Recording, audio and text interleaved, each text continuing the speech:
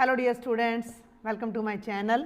Super fast revision plus important questions की series में नया चैप्टर आज मैं लेकर आई हूँ। ये है चैप्टर नंबर 3, दो चरों वाले रैखिक समीकरण, pair of linear equations in two variables. सबसे पहले अगर हम मार्किंग स्कीम की बात करें तो देखो बिल्कुल फिक्स तो नहीं कहा जा सकता, लेकिन जो सैम्पल पेपर हैं और प्रैक्टिस पेपर है उनको अगर हम देखते हैं तो हमारा एक क्वेश्चन इसमें से आ रहा है 2 मार्क्स का और विद इंटरनल चॉइस। इस बात का सभी बच्चों ने ध्यान रखना है कि विद इंटरनल चॉइस आया हुआ है। और एक क्वेश्चन हमारा आया हुआ है 3 मार्क्स का, वो भी हमारा विद इंटरनल चॉइस है। तो कुल मिलाकर 5 मार्क्स का हमारा इसमें से आ रहा है। पॉसिबिलिटी हो सकती है कि एक क्वेश्चन आपका 1 नंबर का आ जाए बाय चांस, तो हम कह सकते हैं कि 5 to 6 मार्क्स ये चैप्टर आपको दे रहा है। जो इंटरनल चॉइस की मैं बात करती हूँ तो एक क्वेश्चन विदाउट स्टेटमेंट है और जिसमें आपको इक्वेशन बनी बनाई मिलेगी, और एक क्वेश्चन ऐसा होगा जो स्टेटमेंट वाला होगा। तो स्टेटमेंट वाले क्वेश्चंस में जिन बच्चों को प्रॉब्लम है, अगर एज इट इज़ आपका पेपर आता है तो आप विदाउट स्टेटमेंट वाले क्वेश्चंस की प्रैक्टिस अच्छे से कर सकते हैं। तो सबसे पहले तो आपने ध्यान रखना है कि 5 to 6 मार्क्स का 5 से 6 नंबर का आपका ये चैप्टर है, जो कि बहुत ज़्यादा स्कोरिंग है। 6 नंबर कम नहीं होते हैं और 6 ही नंबर का मैंने आपको पहला चैप्टर बताया था। तो चैप्टर 1 मैंने बता दिया लगभग 6 मार्क्स का है। चैप्टर 2 मैंने आपको बताया था 4 मार्क्स के आसपास है। चैप्टर 3 फिर आपका 6 मार्क्स में आ रहा है। तो ये सभी चैप्टर्स शुरू के भी अगर आप अच्छे से कर लेते हो तो आप बहुत अच्छा स्कोर कर सकते हो। तो चलिए जल्दी से आप अपने मेन टॉपिक पर आ जाते हैं, चैप्टर नंबर 3 पर, दो चरों वाले रैखिक समीकरण। तो सबसे पहले तो मैं आपको एक एग्जाम्पल दे दूं कि ax plus by plus c is equal to 0, ये हमारा पेयर, ये हमारी लीनियर इक्वेशन होती है दो वेरिएबल में। For example 3x plus 4y minus 2 is equal to 0, x हो गया y हो गया, दो वेरिएबल्स हो जाते हैं। लेकिन आपको पेयर बोला गया है, रैखिक समीकरण युग्म आना था, बल्कि इस चैप्टर में दो चरों वाले रैखिक समीकरण युग्म आना था। तो एक समीकरण और इसमें आपको साथ में मिलेगा। मान लो आपको कह दें कि x plus 5y plus 4 is equal to 0, तो इस तरीके से आपको दो लीनियर इक्वेशंस या दो रैखिक समीकरण मिलेंगे और उनके सॉल्यूशंस के बारे में ये पूरा चैप्टर रहने वाला है। तो अगर पहली इक्वेशन को मैं a1x plus b1y plus c1 is equal to 0 लिख लूँ और दूसरी इक्वेशन को मैं a2x plus b2y plus c2 is equal to 0 लिख लूँ, ठीक है। तो इनके कोफिशिएंट्स को देखकर ही हम इनके सॉल्यूशंस बता सकते हैं। x के साथ जो टर्म होगी वो a1 होगी पहली इक्वेशन में, y के साथ b1 और कांस्टेंट टर्म c1। तीनों की तीनों टर्म्स में लेफ्ट में ले आई हूँ, राइट में मैंने 0 छोड़ा है। अगर आप जब भी इन इक्वेशंस को सॉल्व करते हो तो इस बात का ध्यान रखना है कि दोनों की दोनों में या तो सब कुछ लेफ्ट में होना चाहिए या दोनों के कांस्टेंट राइट में, तो आपके साथ गड़बड़ नहीं होगी। a2, b2 और c2 इन तीनों को हमने लेना है। और उसके बाद आपका जो तरीका होगा वो क्या होगा कि सबसे पहली जो एक्सरसाइज आपकी आ जाती है, वैसे तो आपका ग्राफिकल मेथड आ जाता है पहली एक्सरसाइज में, लेकिन ये चीज़ भी आपकी आती है कि आप a1 बाई a2 निकालोगे, फिर आप b1 बाई b2 निकालोगे और फिर आप c1 बाई c2 का रेशो फाइंड करोगे। तो इन रेशो को एनालाइज करके आप सॉल्यूशन निकालोगे। अब जैसे मान लो इस इक्वेशन पे आ जाओ, तो यहाँ a1 कितना है, x का कोफिशिएंट है 3 है, b1 कितना है, y का कोफिशिएंट है 4 है, c1 कितना है, -2 है। एक बात मैं फिर कह दूं कि दोनों इक्वेशंस को जब आप कंपेयर कर रहे हैं तो कांस्टेंट को या तो दोनों को ही लेफ्ट में रखना, राइट में 0 रखना, या दोनों ही इक्वेशंस के कांस्टेंट को राइट में ले जाना, नहीं तो कंपैरिजन में आपका रिजल्ट गलत आ सकता है, ठीक है। अब आ जाओ अपनी दूसरी इक्वेशन पर। a2 x का कोफिशिएंट कुछ नहीं दिख रहा तो 1 है, b2 y का कोफिशिएंट 5 है और c2 अपना कितना है बच्चे, 4 है। ये आ गया a1 b1 c1 और a2 b2 c2। अब हम इनका अगर रेशियो फाइंड करते हैं तो a1 बाय a2 आ गया 3/1, b1 बाय b2 आ गया 4 को 5 से डिवाइड करेंगे और c1 बाय c2 आ गया -2/4। अब जब हम इन नंबर्स को फाइंड कर रहे हैं तो भैया तो ये बराबर होंगे या बराबर नहीं होंगे, इसी पर हमारा सारा मैटर चलेगा कि या तो ये बराबर हैं और या फिर ये बराबर नहीं है, ठीक है। तो अब जो कंडीशंस आ जाएंगी उनको मैं यहाँ पर एक टेबल बनाकर ही राइट कर देती हूँ। थोड़ा सा हम ऐसे ले लेते हैं इसको यहाँ पर। अब सबसे पहली कंडीशन क्या है कि अगर A1/A2 और B1/B2 का रेशियो इक्वल नहीं है, जो कि यहाँ पर आप देख लो A1/A2 3/1 है, B1/B2 4/5 है, जो कि इक्वल नहीं है। इसका मतलब A1/A2 B1/B2 के इक्वल नहीं है। तो इनसे जो सॉल्यूशन आएगा, सॉल्यूशन आपको पता होगा, 9th क्लास से हम करते आ रहे हैं, जब भी हम किसी लीनियर इक्वेशन को सॉल्व करते हैं तो हमारा जो पॉइंट्स आते हैं उनको जब हम ड्रॉ करते हैं तो एक स्ट्रेट लाइन हमें मिलती है, ठीक है। तो इस इक्वेशन से भी एक स्ट्रेट लाइन आएगी और इस इक्वेशन से भी एक स्ट्रेट लाइन आएगी, और जब ये इक्वल नहीं है तो दोनों स्ट्रेट लाइन किसी ना किसी एक सिंगल पॉइंट पर कट करेंगी।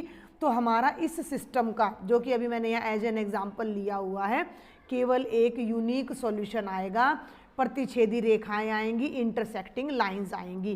तो इसको हम 2-3 तरीके से देखेंगे कि भाई जब A1/A2 और B1/B2 आपके इक्वल नहीं हैं तो लाइंस जो होंगी वो प्रतिच्छेदी होंगी, प्रतिच्छेदी रेखाएं होंगी। इंग्लिश में कहूँ तो the lines will be intersecting, और जो हमारा सॉल्यूशन होगा वो एक यूनिक सॉल्यूशन होगा, क्योंकि जहाँ पर वो दोनों लाइंस एक दूसरे को मीट करेंगी वही हमारा सॉल्यूशन होगा, एक अद्वितीय हल, यूनिक सॉल्यूशन। और यहाँ साथ में एक बात और आ जाती है कि जब दी गई इक्वेशंस का सॉल्यूशन होता है तो वो सिस्टम कंसिस्टेंट कहलाता है, संगत कहलाता है।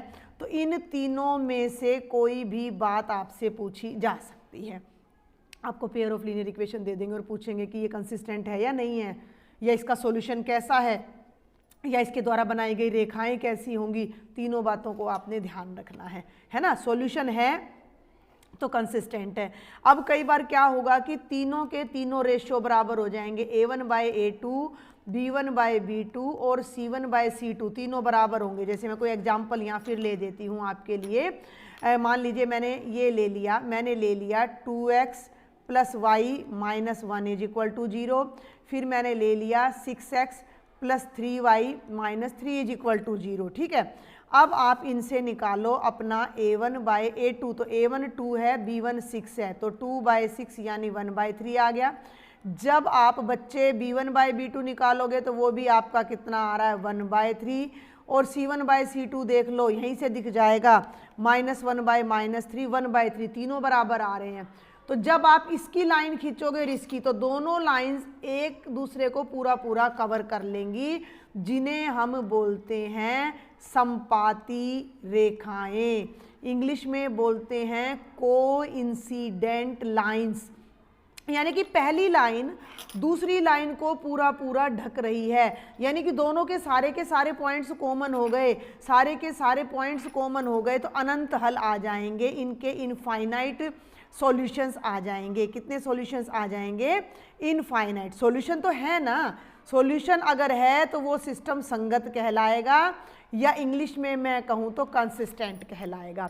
और लास्ट थर्ड केस हमारा क्या आ जाता है कि A1/A2 और B1/B2 तो आपस में इक्वल हैं, लेकिन थर्ड रेशो इक्वल नहीं है, C1/C2। मान लो यहीं पर ले लूँ मैं इसको, इसी इक्वेशन को थोड़ा चेंज कर देती हूँ और मैं यहाँ प्लस का 5 ले लेती हूँ, तो C1/C2 आ जाएगा -1/5। तो ये दोनों तो बराबर हैं, A1/A2 और B1/B2, लेकिन C1/C2 बराबर नहीं है। तो इस तरह से जो लाइंस आपकी ड्रॉ होंगी वो हमारी समानांतर रेखाएं बनेंगी। इंग्लिश में कहूँ तो मैं वो पैरेलल लाइंस ड्रॉ होंगी, और वो पैरेलल लाइंस होंगी तो इस तरह के सिस्टम का कोई भी हल नहीं आता है। देयर एग्जिस्ट नो सॉल्यूशन, और जब कोई सॉल्यूशन एग्जिस्ट नहीं करता तो वो सिस्टम असंगत, या इंग्लिश में कहूँ तो इनकंसिस्टेंट कहलाता है। एक तो इस टेबल को नोट करने की वैसे कोई ज़रूरत नहीं है, आपकी एनसीईआरटी में इनबिल्ट आपको ब्लॉक में बनाकर दे रखी है। ये मेन टेबल है, एक तो इसको आपने सबने याद रखना है। इस पर आपका 1 नंबर का क्वेश्चन या 2 नंबर का क्वेश्चन आपसे पूछा जा सकता है। थोड़ा सा मैं छोटा कर देती हूँ पूरे सिस्टम को एक फ्रेम में लाकर। ये देखिए, मैंने आपको बताया कि ये एक लीनियर इक्वेशन है, ये हमारा पेयर ऑफ लीनियर इक्वेशन है और इन दोनों का कॉमन सॉल्यूशन ढूंढना हमारा काम है। इन दोनों का हो सकता है एक कॉमन सॉल्यूशन आए, इन दोनों मतलब एक पॉइंट का ऐसा सेट आए जो दोनों इक्वेशंस को सेटिस्फाई करे, या इनफाइनाइट सॉल्यूशंस हो सकते हैं, यानी ऐसे इनफाइनाइट पॉइंट्स हो सकते हैं जो दोनों ही इक्वेशंस को सेटिस्फाई करें, या ऐसा कोई भी पॉइंट कॉमन ना हो जो इन दोनों को सेटिस्फाई करे। ठीक है, वो चीज़ हमने कैसे देखनी है कि इनके ये कोफिशिएंट्स देखने हैं, इनकी रेशियोज फाइंड करनी है। वो रेशियोज अगर पहली दो रेशियो इक्वल नहीं है तो एक यूनिक सॉल्यूशन, प्रतिच्छेदी रेखाएं संगत रहेगा। तीनों की तीनों इक्वल हैं तो कंसिस्टेंट कोइंसिडेंट लाइन, संपाती रेखाएं और अनंत हल रहेंगे। अगर हल है तो सिस्टम संगत रहेगा, अगर कोई हल नहीं है तो असंगत यानी इनकंसिस्टेंट रहेगा। कब? जब a1/a2 b1/b2 बराबर है लेकिन लास्ट वाला इक्वल नहीं है। कोफिशिएंट्स निकालने 9th क्लास में भी आ जाते हैं। x के आगे a, y के आगे b, बिना x y के जो कांस्टेंट टर्म है वो c। पहली इक्वेशन है तो a1 b1 c1, दूसरी इक्वेशन है तो a2 b2 c2। ये है आपका मेन। अब फर्स्ट जो एक्सरसाइज है उसमें आपका ग्राफिकल मेथड आ जाता है कि ग्राफिकल मेथड से आपने सॉल्यूशन फाइंड करना है। तो ग्राफ मैंने यहाँ बता दिया है, जब ग्राफ ड्रॉ करोगे तो या तो लाइंस कट करेंगी, या एक दूसरे को ढक लेंगी, या पैरेलल होंगी, यही तीन बातें होंगी। तो एक एग्जाम्पल हम छोटा सा यहाँ जल्दी से ले लेते हैं कि ग्राफिकल मेथड से आपने बताना है कि इसका कोई सॉल्यूशन एग्जिस्ट करता है या नहीं करता है। तो ये ले ली मैंने कोई स्टेटमेंट 3x + 2y = 5, और मैं एनसीईआरटी से ही ले रही हूँ 2x - 3y = 7। a1/a2 से मैंने बता दिया है। अब हम इसको ग्राफिकल लेते हैं। पहली इक्वेशन ले लेते हैं।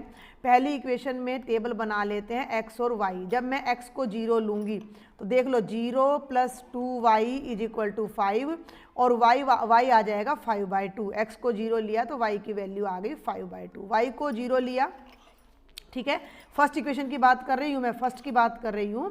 तो देखो जब मैंने y को 0 लिया तो 3x = 5 और x आ जाएगा 5/3। ये थोड़ा आपको ध्यान देना पड़ेगा। 3 × 1 = 3, 1.6 आएगा, ये 2.5 के आसपास आएगा। ठीक है, अपना एक बार प्लेन यहाँ अपना x एक्सिस और y एक्सिस बना भी लेते हैं। ये x एक्सिस हो गया और ये मेरा y एक्सिस हो गया, और ये मेरा 1 हो गया, ये मेरा 2 हो गया, ये मेरा 3 हो गया, ये 4 हो गया, ये 1 हो गया, ये 2 हो गया, ये 3 हो गया। x 0 y 2.5 है, ये देख लो 5/2 का मतलब, तो ये पॉइंट आ गया, और 1.6 कहीं यहाँ आ गया। इन दोनों को मिलाकर एक स्ट्रेट लाइन में ये ड्रॉ 1 मिनट कर देती हूँ। ठीक है, तो ये फर्स्ट का ग्राफ आ गया। अब अपना सेकंड पे आ जाओ। ये है सेकंड, अरे पेन ले लेते हैं। सेकंड इक्वेशन है अपनी ये, तो ये हो गई बच्चे 2x - 3y = 7। x लिया और y लिया। जब मैं x को 0 लूँगी तो देख लो 0 - 3y = 7, y - 7/3, -3 दूनी 6, 3 3 9, यानी -2.3 समथिंग आएगा। एक आइडिया ले लेते हैं हम, y को 0 लेंगे। जब मैं यहाँ y को 0 लूँगी तो 2x = 7, x आ जाएगा 7/2 जो कि मेरा 3.5 होगा, तो -2.3, तो ये -1 -2 और -3, तो 2.3 मेरा कहीं यहाँ आएगा, और y 3.5 है तो बच्चे वो यहाँ कहीं आएगा। अब मैं इस लाइन को, इन दोनों पॉइंट्स को ड्रॉ करके जब मैं लाइन बनाती हूँ तो वो ये लाइन आ रही है। ग्राफ मेरा ड्रॉ हो गया। मेरा जो ग्राफ है वो आप देख सकते हो कि दोनों की दोनों लाइन्स एक सिंगल पॉइंट पर इंटरसेक्ट कर रही हैं। वो पॉइंट अभी आप ग्राफ से लोगे तो बहुत अच्छे से निकल आएगा। ये 1.2 और 2.1 के आसपास ये हमारा पॉइंट बन रहा है, तो इसका मेरा एक यूनिक सॉल्यूशन होगा। प्रतिच्छेदी रेखाएं होंगी यानी इंटरसेक्टिंग लाइंस होंगी, और सिस्टम मेरा मैं कह सकती हूँ कि कंसिस्टेंट है यानी कि संगत है और एक अद्वितीय हल है। जो भी बात अब आपसे इसमें पेपर वाला पूछता है वो आप बता सकते हो कि भाई एक क्वेश्चन में ये पूछ रहा है कंसिस्टेंट है या नहीं, तो सॉल्यूशन है तो कंसिस्टेंट है। इसमें ये भी पूछ सकता है कि प्रतिच्छेदी हैं या कैसे, इसके द्वारा खींची गई रेखाएं कैसी हैं, तो आप कह दो रेखाएं कैसी हैं, प्रतिच्छेदी हैं।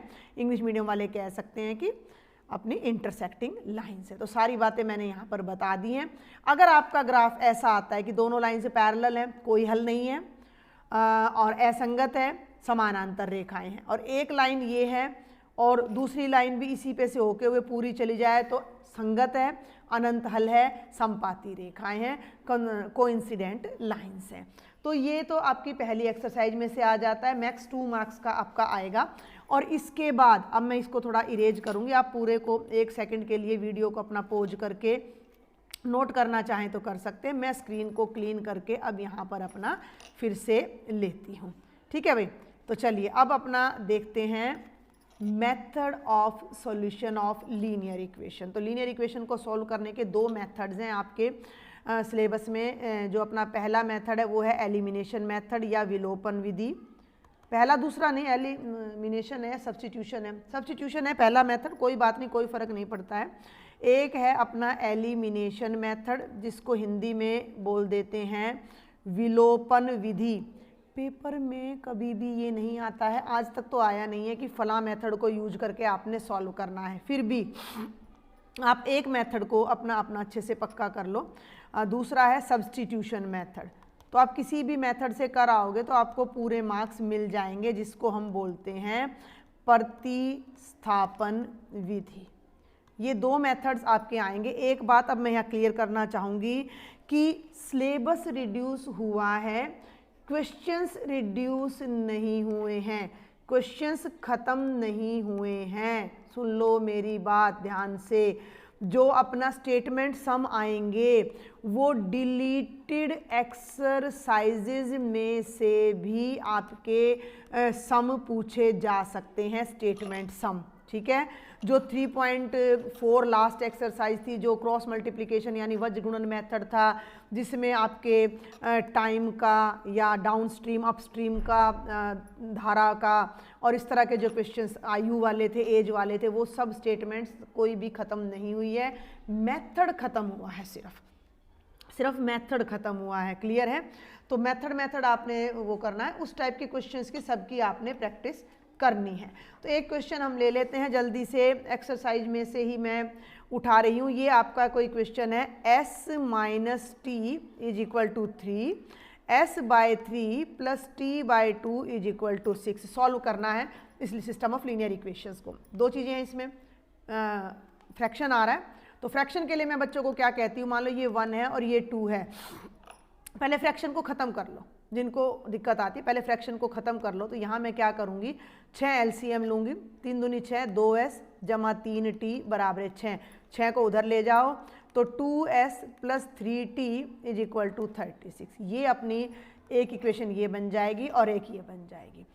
अब मैं पहले बताने जा रही हूँ आपको प्रतिस्थापन विधि यानी सब्स्टिट्यूशन मेथड। उसमें हम क्या करते हैं कि किसी एक इक्वेशन को पकड़ते हैं, उसमें से कोई एक वेरिएबल x या y की वैल्यू लेते हैं और उसको दूसरी में पुट करते हैं। तो समीकरण नंबर 1 से मैंने ले लिया, s को मैंने लेफ्ट में रखा, t को मैं राइट में ले गई, तो s बराबर 3 जमा t हो गया। अब इस s की वैल्यू को थर्ड में पुट कर दो। इक्वेशन नंबर 3 में s का मान रखने पर, substituting s in equation number 3। Clear हो गया? अब इक्वेशन नंबर 3 पे आ जाओ, थोड़ा सा यहाँ स्पेस बना लेते हैं।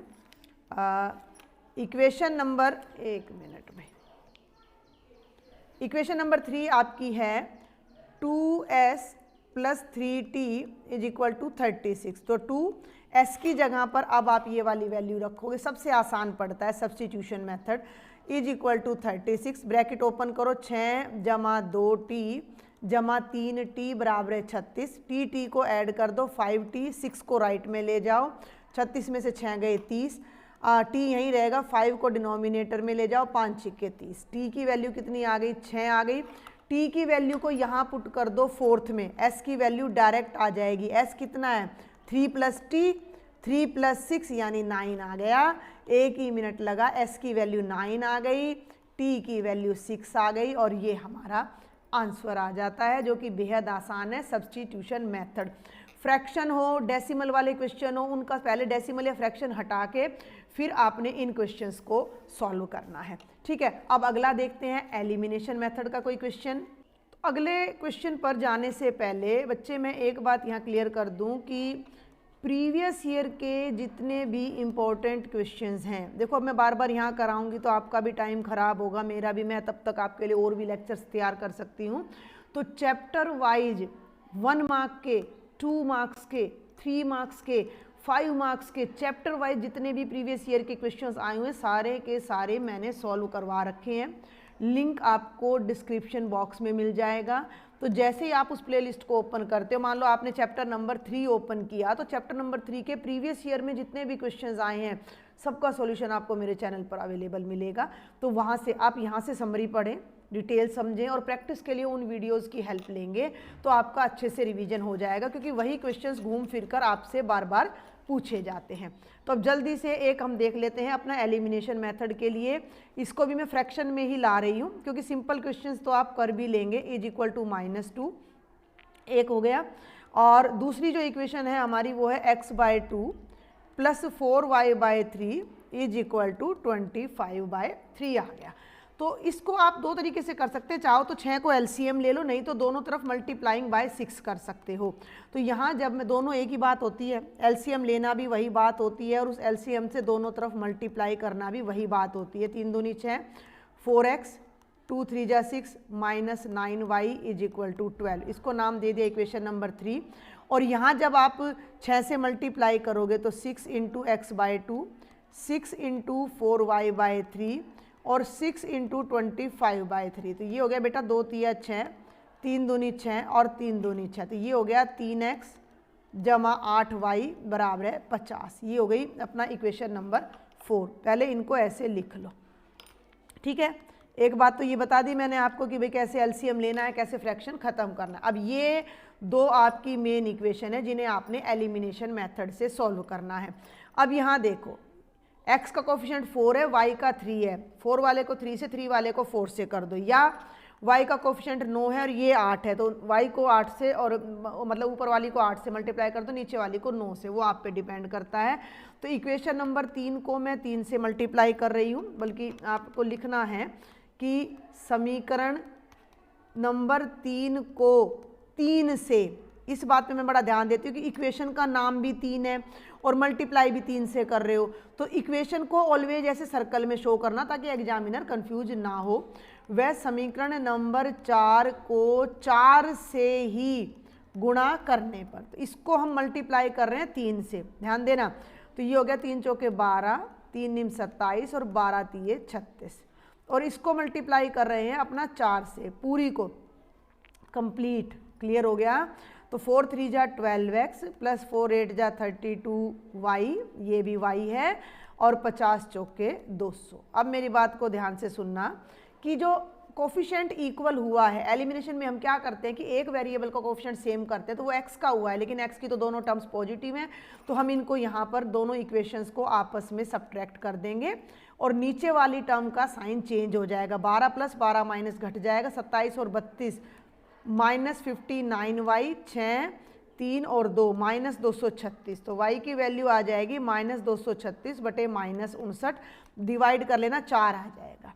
y की वैल्यू 4 आ जाएगी, उसको इसमें कहीं भी पुट कर दो, 4x minus 9y is equal to 12, और y की वैल्यू 4 आ चुकी है, तो minus 9 into 4 is equal to 12, 4x minus 36 is equal to 12, और 4x बराबर हो जाएगा 12 जमा 36, और 4x बराबर आ जाएगा 48, और x की वैल्यू आ जाएगी 48 बटे 4 यानी 12। लास्ट में अपना पूरे का पूरा आंसर एक बार जरूर लिख के आना है, क्योंकि एग्जामिनर स्टार्टिंग में चेक करता है, लास्ट में चेक करता है, बीच में कई बार मान लो स्किप भी कर दें तो आपका पूरा सॉल्यूशन उनको अच्छे से दिखाई दे जाएगा। तो ये आपका एलिमिनेशन मेथड है। दो मेथड्स ये हैं आपके मेन। तो मेन तो अब आपकी प्रैक्टिस हो जाती है। अब मैं जल्दी आपको कुछ दो एक इम्पॉर्टेंट क्वेश्चंस बता देती हूँ, मतलब जो स्टेटमेंट सम है जिस टाइप के आ सकते हैं। एक तो फ्रैक्शन का क्वेश्चन आपसे पूछा जा सकता है, बहुत बार एग्जाम्स में पूछा जाता है फ्रैक्शन का क्वेश्चन, भिन्न का क्वेश्चन, कि मान लीजिए मैं स्टेटमेंट ले लूँ, यदि किसी भिन्न बनानी है तो सबसे पहले आप अंश मान लो। हिंट दूंगी मैं, क्योंकि चारों practice paper, 2 pre board sample paper में करा चुकी हूँ, उनमें इस टाइप के क्वेश्चंस बार बार रिपीट हो रहे हैं। तो हर को मैंने y मान लेना है और मेरी भिन्न बन जाएगी x बाय y। अब आपको बुक वाला कंडीशन दे देगा, वो कह रहा है कि भिन्न के अंश और हर दोनों में 2 जोड़ दें, यानी ऊपर भी 2 जोड़ दें और नीचे भी 2 जोड़ दें, तो वो 9/11 हो गई। तो x में भी 2 जोड़ दिया, y में भी 2 जोड़ दिया, तो 9/11 हो गई। तो इस तरीके से आपने करना है। अब इसको कर दो क्रॉस मल्टीप्लाई, तो 11 ब्रैकेट में x जमा 2, इसको इधर ले जाओ 9 ब्रैकेट में y जमा 2, 11x जमा y बराबर है 9y जमा 18, 9y को इधर ले आओ, 11x घटा 9y 18 minus 22, 11x minus 9y is equal to -4, और इसको नाम दे दो इक्वेशन नंबर 1। आपने यहाँ लिखना जरूर है अकॉर्डिंग टू क्वेश्चन। फिर आप दूसरी कंडीशन पे आओ, यदि अंश और हर दोनों में 3 जोड़ दें, मतलब ऊपर भी 3 जोड़ दिया, नीचे भी 3 जोड़ दिया, तो आपका 5/6। इसी तरह क्रॉस मल्टीप्लाई करो, इक्वेशंस बन जाएंगी। आफ्टर दैट आपने उस इक्वेशन को चाहे एलिमिनेशन से कर लो, चाहे उससे सब्स्टिट्यूशन से यानी कि प्रतिस्थापन विधि से कर लो, कोई फर्क नहीं पड़ता है। तो स्टेटमेंट सम में एक तो ये फ्रैक्शन वाला क्वेश्चन बहुत ज़्यादा चांसेज होते हैं। अगर आपके 4 कोड है तो एक कोड में 100% मतलब आ सकता है ये क्वेश्चन आपका, ठीक है। उसके बाद आपका एक 2 अंकों की संख्या का क्वेश्चन बहुत आता है, जो शायद बच्चे दिक्कत मानते हैं। तो एक छोटा सा लॉजिक आपने ध्यान रखना है कि मान लो 2 अंकों की कोई संख्या मैंने ले ली 47, तो 47 कैसे बनता है, 40 जमा 7, ये आपका इकाई का है और ये दहाई का है। दहाई के स्थान पर 4 है, सुन लो मेरी बात, तो 4 का तो बन गया 40 और 7 का हो गया ये 7, और तब 47 बनता है। यानी कि 4 को 10 से मल्टीप्लाई करके उसमें 7 जोड़ा जाता है। अब आपने संख्या बनानी है, 2 अंकों की 2 डिजिट्स नंबर आपने बनाना है, तो आपको मानना पड़ेगा कि माना इकाई का अंक, कोई भी मान लो x मान लो y मान लो, वंस प्लेस डिजिट, आपको मानना है कि जो वंस प्लेस की डिजिट है वो x है और जो आपका दहाई का अंक है वो y है। अब आपकी जो संख्या बनेगी वो आपने ध्यान देना, टेंस प्लेस या मैं दहाई जब बोल रही हूँ तो दहाई माने 10, तो इसको 10 से मल्टीप्लाई करना है और इसके अंदर x जोड़ना है। ये देख लो, ये आपका y हो जाता है, y को 10 से मल्टीप्लाई किया और x जोड़ दिया तो 10y प्लस x आपका नंबर बन जाता है। तो एक तो इस चीज़ का आपने ध्यान रखना है। फिर इसमें आ जाता है कि अंक पलटने पर, अगर अंक पलट देते हैं तो अंक पलटने पर x आगे आ जाएगा, यानी 10x प्लस y हो जाएगा। अब इसमें जो भी कंडीशन आपको दी गई वट एवर, मान लो मैं आपको एक क्वेश्चन ले लेती हूँ कि 2 अंकों की संख्या के अंकों का योग 9 है। बहुत फेमस सा क्वेश्चन है ये, अंकों का योग 9 है। अब अंक क्या हैं, एक अंक x है और दूसरा y है, तो जो आपकी पहली इक्वेशन बनेगी वो ये बनने वाली है कि x जमा y बराबर है 9, ये बन गई पहली कंडीशन। और फिर ये कहता है कि संख्या का 9 गुणा अंकों को पलटने से बनी नई संख्या का दुगुना है। नई संख्या का है ना, अंक पलटने पर जो संख्या बनी उसका दुगुना है। तो संख्या हमारी क्या थी, संख्या ये थी, आपको ये ध्यान रखना है 10y प्लस x, और उसका 9 गुणा, अंक पलटने पर ये बनी थी 10x प्लस y और उसका दुगना। इन दोनों को जब हम दोनों तरफ से सॉल्व करेंगे तो 90y प्लस 9x और ये बन जाएगा 20x जमा 2y, है ना। इस y को इधर ले जाओ, 90 में से 2 गया 88y और ये इधर जाएगा 20 में से, यहाँ कुछ गड़बड़ चल रही है, 10y प्लस x का 9 गुणा 90y जमा 9x और ये बनेगा 20x जमा 2y, ठीक है ना। तो 20 में से 9 गए 11, 20 में से 9 गए 11, तो यहाँ से आ जाएगा x बराबर है 8y। तो ये आपकी दूसरी इक्वेशन मिल जाएगी। और अब इन दोनों का आप सब्स्टिट्यूशन से या एलिमिनेशन से किसी भी मेथड से हल करो, x y आएगा, है ना। अब यहाँ रख दो इस वैल्यू को, 8y जमा y बराबर है 9, 9y इज इक्वल टू 1, तो y की वैल्यू 1 आएगी, x की 8 आएगी, यहाँ रख दो। तो 10 इंटू 1 प्लस 8 और नंबर हमारा आ जाएगा 18। तो इस तरीके से आपने अंकों वाली संख्या का, अंकों वाले जो क्वेश्चन है वो करने हैं। और एक इसमें जो क्वेश्चन आता है वो धारा के प्रवाह का क्वेश्चन आ जाता है, तो वहाँ आपने 2 ही बातें ध्यान रखनी। मेरे जो सैम्पल पेपर है, प्रैक्टिस पेपर में उन्होंने बहुत अच्छे से मैं समझा चुकी हूँ कि ये आपका पानी है और भैया पानी वैसे ब्लू कलर का होता है तो ब्लू ले लेते हैं, और बोट है ये अपनी, या कोई भी बंदा चल रहा है, बोट चल रही है, जो भी आपका चल रहा है। तो एक होती है बोट की स्पीड, एक होती है पानी की स्पीड। पानी की स्पीड हमेशा थोड़ी कम ही रहेगी, बोट को आपको उससे तेज़ चलाना पड़ेगा। पानी की स्पीड है मान लो x किलोमीटर पर आवर और बोट की स्पीड है y किलोमीटर पर आवर। तो दो बातें ध्यान रखनी, अगर आपकी बोट पानी के साथ जा रही है, अगर आपकी बोट पानी के साथ जा रही है तो इसे हिंदी में बोलते हैं धारा के अनुकूल और इंग्लिश में बोलते हैं डाउन स्ट्रीम। तो डाउन स्ट्रीम में या धारा के अनुकूल में जो बोट की चाल है, जो नाव की चाल है वो बदल जाएगी। आप नाव को बेशक y की स्पीड से चला रहे हो पर वो y की स्पीड से, मान लो आपकी स्पीड 10 है और पानी की स्पीड 2 है, तो पानी भी तो अपने फ्लो से इसको लेके जाएगा, तो बोट की स्पीड बढ़ के 10 और 2 12 हो जाएगी। मतलब आपने बोट की स्पीड को पहले लेना है y plus x kilometre per hour, ये आपने ध्यान रखना है। यानी बोट प्लस वाटर, धारा की बाद में, मतलब आपकी स्पीड प्लस धारा की स्पीड, ये आपने ध्यान रखना है। और एक अगर पानी तो इधर जा रहा है, पानी तो इधर जा रहा है और आप अपनी बोट को इधर ले जा रहे हो तो पानी उसको रेजिस्ट करेगा, रोकेगा, इसे हम बोलते हैं धारा के प्रतिकूल। इसके क्वेश्चंस मैंने प्रीवियस ईयर्स में भी करवा रखे हैं। धारा के प्रतिकूल, तो धारा के प्रतिकूल या इसको मैं बोल सकती हूँ अप स्ट्रीम स्पीड। तो अप स्ट्रीम स्पीड में क्या करोगे कि बोट की स्पीड में से वाटर की स्पीड का लेवल कम हो जाएगा, क्योंकि जो आप पानी के अगेंस्ट जा रहे हो, आप पानी के अगेंस्ट जा रहे हो तो पानी इधर ले जाने की कोशिश करेगा। तो अगर आप 10 की स्पीड से चला रहे हो तो 2 की स्पीड से पानी उसको रोकेगा, तो आपकी स्पीड एक्चुअल में 8 रह जाएगी। 10 - 2 यानी कि 8 किलोमीटर पर आवर रह जाएगी और यहाँ पर आपकी 10 + 2 यानी कि 12 किलोमीटर पर आवर रह जाएगी। और आपका फिर सिंपल सा फार्मूला हो जाता है स्पीड STD का कि speed into time is equal to distance is equal to speed into time, time is equal to distance by speed लगा लो। तो इस तरीके से फिर आप ये क्वेश्चंस अपने कर सकते हो। बहुत सारे क्वेश्चंस मैंने प्रैक्टिस पेपर में करवा भी रखे हैं, 4 हो गए हैं, शायद एक प्रैक्टिस पेपर रह रहा है, बहुत जल्द मैं उसको अपलोड कर दूंगी। तो आप इस टाइप के क्वेश्चंस की भी अपनी प्रैक्टिस जरूर करेंगे। जिन बच्चों को दिक्कत लग रही है तो मैं अब ये भी आपको सजेस्ट करना चाहूँगी कि मान लीजिए इस टाइप के क्वेश्चंस में आपको प्रॉब्लम है तो एट ए टाइम आपने इनको नहीं लेना है, क्योंकि आपको ये इंटरनल चॉइस में मिलने वाले हैं। अगर मतलब अच्छा इसी तरीके से आपका प्रैक्टिस पेपर के अकॉर्डिंग पेपर आता है तो आपको एक क्वेश्चन तो आपको मिलेगा, आपको स्टेटमेंट मतलब इक्वेशंस रेडी मिलेंगी, इक्वेशंस रेडी मिलेंगी या फिर उसमें आपको स्टेटमेंट सम। तो आप वो इक्वेशन वाले क्वेश्चन को प्रेफर करेंगे, एक मेथड अपना पक्का करेंगे और उससे अटेम्प्ट जरूर करके आएंगे। हर बच्चे ने हर क्वेश्चन को जरूर अटेम्प्ट करना है।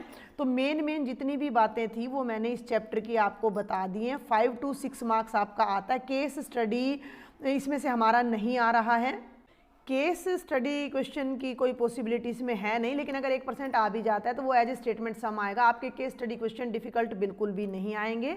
पेपर के बाद आप याद करिएगा, मैम ने कहा था, तो आपको जो स्टेटमेंट सम है उन्हीं में से ही 1% होगा तो केस स्टडी आएगा। तो उसको ध्यान से पढ़ना है, जितना आपको पता है उतना लिख कर आना है। तो ये आपका अभी मेरी तरफ से फ़िलहाल कंप्लीट रिवीजन मैं कहूँगी है इसका चैप्टर नंबर 3 का।